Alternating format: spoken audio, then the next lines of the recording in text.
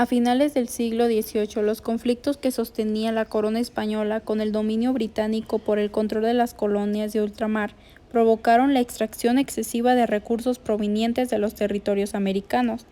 En la Nueva España fue implementada la Real Cédula de Consolidación de Vales para obtener beneficios económicos, medida que se basó en corregir las fugas fiscales y aumentar impuestos a sectores productivos, como el de la agricultura, minería y comercio. La recaudación de impuestos provocó consecuencias desfavorables para el control y la administración de la colonia española. Las diferencias entre peninsulares y criollos se ausentaron, las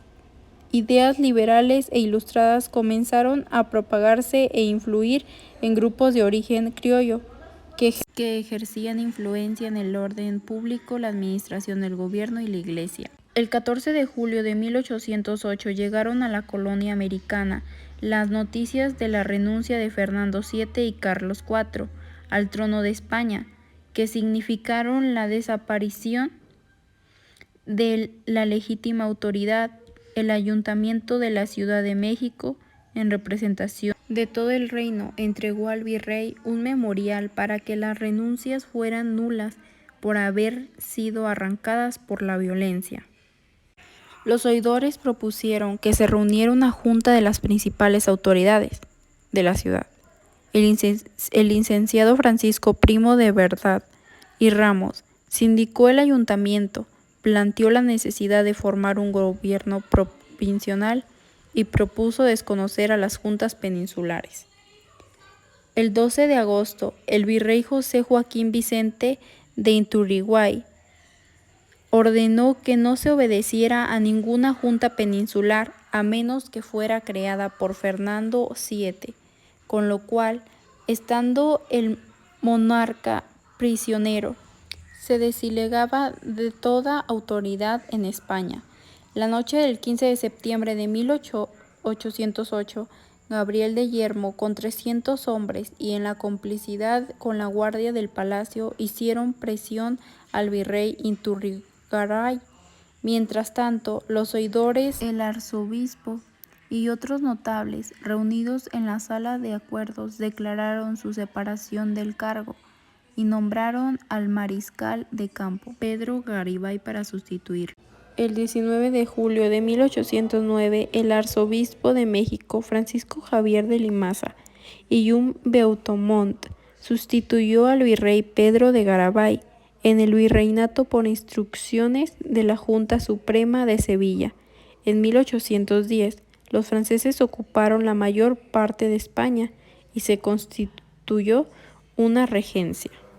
El 14 de febrero de 1810 se convocó a una asamblea para darle al reino una nueva constitución, incluyendo por primera vez la asistencia de representantes americanos. Las encarecidas condiciones sociales, económicas y políticas llevaron a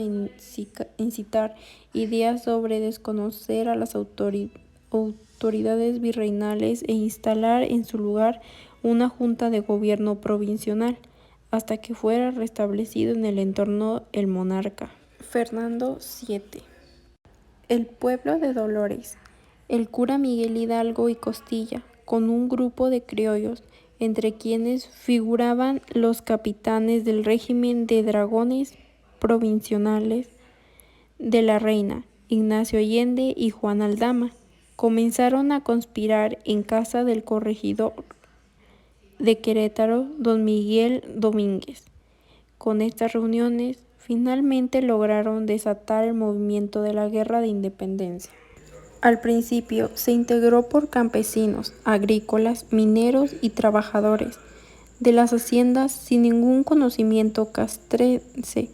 El ejército insurgente comenzó a organizarse con la dirección de algunos líderes que aprovecharon de los nativos su allegado conocimiento del terreno, la cantidad de efectivos que se unieron a su causa y la adhesión de probablemente 2 compañías del dragón del regimiento provincial de la reina leales a Allende. Durante el mes de junio de 1811, las autoridades españolas intentaron detener los brotes insurgentes con el reglamento político-militar llamado Plan Calleja, que exigió crear cuerpos de infantería y caballería en las ciudades y conseguir que los habitantes de haciendas y ranchos se defendieran de los ataques insurgentes que aumentaba el número de cuerpos irregulares, dado como resultado un paulatino reconocimiento de los cuerpos irregulares con los que se sostuvieron múltiples choques violentos y desorganizados. Si bien las huestes insurgentes carecían de conocimientos estratégicos y tácticos para la guerra, la cantidad de hombres que se unieron a la causa independentista hizo la diferencia en la mayoría de combates y enfrentamientos que se libraron en contra del ejército realista, de manera a que a largo plazo el ejército insurgente formó una verdadera resistencia hasta la integración del ejército trigarante.